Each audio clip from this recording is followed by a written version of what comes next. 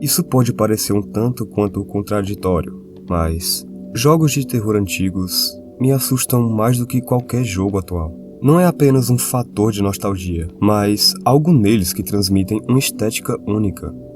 Os gráficos eram limitados, os controles eram bastante difíceis de se jogar, e a iluminação era quase inexistente. Mesmo assim, tinha algo ali, algo desconfortável, algo que parecia errado. Mas por que isso acontece? Por que os jogos antigos eram tão bizarros quanto os jogos atuais?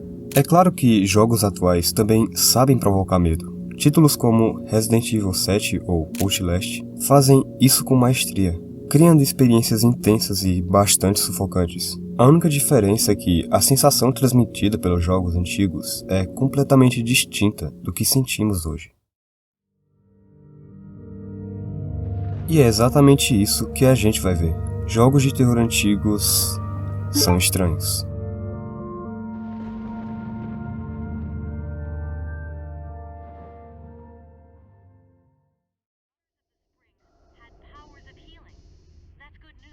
Alone in the Dark pode ser descrito como um dos primeiros jogos a apresentar o que hoje conhecemos como survival horror. Naquela época, esse estilo de gameplay era algo completamente novo. Não existia um padrão estabelecido. Tudo era descoberta. Por isso que, para quem jogava, a sensação predominante não era heroísmo, era insuficiência. Você não se sentia preparado, não se sentia forte. Cada desafio parecia maior do que você. A movimentação lenta, o padrão de câmera fixa da época, os combates muitas vezes estranhos, tudo contribuía para uma vulnerabilidade constante. O jogo não fazia o jogador se sentir no controle, ele fazia se sentir pequeno. Mas é importante lembrar que, para a época, Alone in the Dark era um experimento.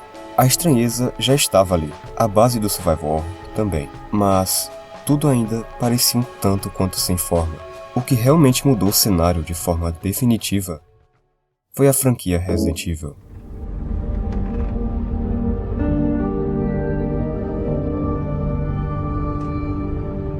Resident Evil, para mim, foi um dos jogos mais marcantes daquela geração. Curiosamente, eu não comecei pelo primeiro. Minha primeira porta de entrada foi no 4. E mesmo ali, anos depois da consolidação da franquia, aquela sensação incômoda já estava presente. Estar completamente isolado em uma vila no meio do nada cria um desconforto de solidão. Não é apenas o silêncio, é a sensação constante que te avisa que aquele lugar nunca é seguro. E pior, de que naqueles cenários, algo está te observando o tempo todo.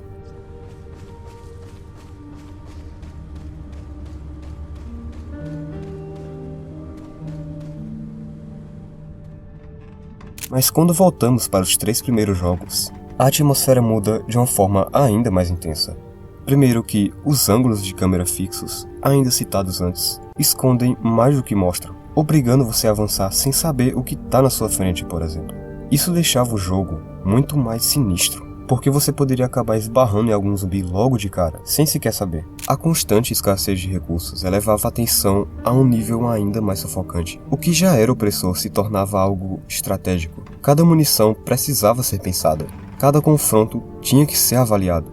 E em muitos momentos, a melhor escolha não era enfrentar os zumbis em si, mas simplesmente evitá-los. Agora, se a gente fala de jogos que criam uma sensação de estranheza no ambiente sem depender da brutalidade explícita ou de hordas de zumbis, é impossível não mencionar a franquia Silent Hill.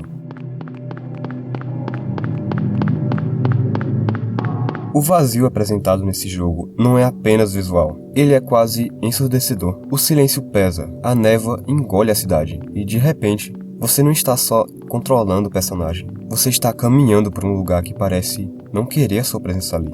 Em Silent Hill 1, não é a brutalidade explícita que causa esse sentimento estranho nos jogos antigos, é a atmosfera. Você avança sem entender exatamente o que está enfrentando. As criaturas não são apenas monstros comuns, elas parecem símbolos de algo maior.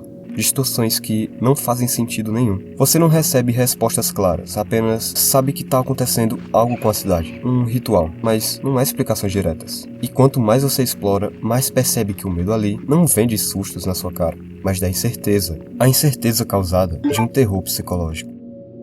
Já no Silent Hill 2, as coisas ficam ainda mais explícitas. O vazio se intensifica a cada vez que você adentra na cidade. O inferno de passar por uma situação traumática é o que eu chamaria de o charme do jogo, pois o foco da história consiste nisso. A cada nível que você desce pelo jogo, mais profundo você fica na mente do protagonista. A estética dos jogos antigos, especialmente da era do PS1, permanece viva até hoje. Muitos desenvolvedores optam intencionalmente por gráficos de baixa resolução e ambientes com aparência liminar. No entanto, há um jogo que eu separei especialmente para esse vídeo. É meio contraditório por ser um jogo que não é velho, mas ele pega e eleva a outro nível todos esses jogos que eu acabei de citar. A sensação que ele passa é tão estranha quanto os jogos de PS1. E eu apresento a vocês Haunted PS1.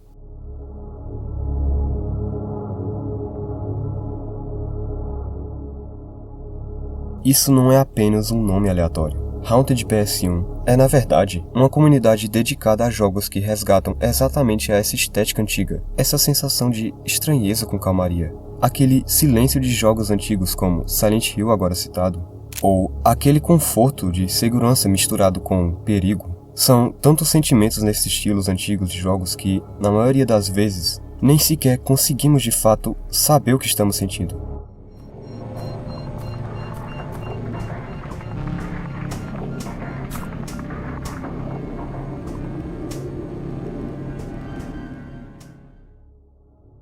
Repare que, na maioria desses jogos, as texturas e elementos que compõem o cenário parecem estar sempre em uma espécie de tremor, como se o próprio mundo estivesse prestes a colapsar. Há uma estabilidade constante na imagem, uma sensação de que nada ali é completamente sólido. As animações travadas reforçam ainda mais esse desconforto. Os movimentos não fluem de uma forma natural, eles parecem quase mecânicos.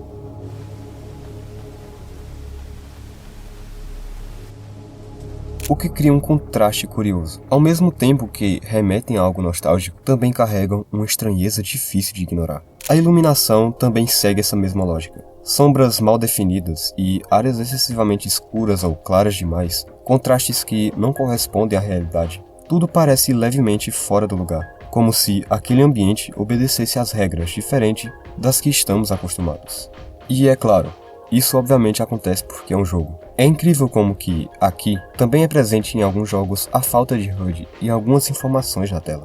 A magia dos jogos antigos, que não explicam muita coisa do que se tem para fazer, também fica de certa forma à mostra aqui. As mecânicas mal são explicadas e quase não se entende o objetivo em alguns games, fazendo o jogador ter que descobrir de uma maneira bem isolada e sem ajuda o que tem que fazer nesse mundo tão vazio e distorcido. Quando você começa a caminhar pelos cenários, o jogador nota que os ambientes são vazios, mas não é apenas um vazio comum, é um vazio que incomoda. O sentimento de estar sozinho nesse mundo isolado, prestes a se desfazer, é bastante incômodo, pois as únicas presenças que existem é você, e talvez mais alguém que você não saiba. Todos esses tipos de cenários levam a um pensamento bastante instigante. É como se esses jogos com visuais antigos fossem sonhos. Não sonhos bonitos ou fantasiosos, mas aqueles sonhos estranhos, onde a lógica não funciona direito, onde os lugares parecem familiares, mas ao mesmo tempo errados. Eles soam meio irreais,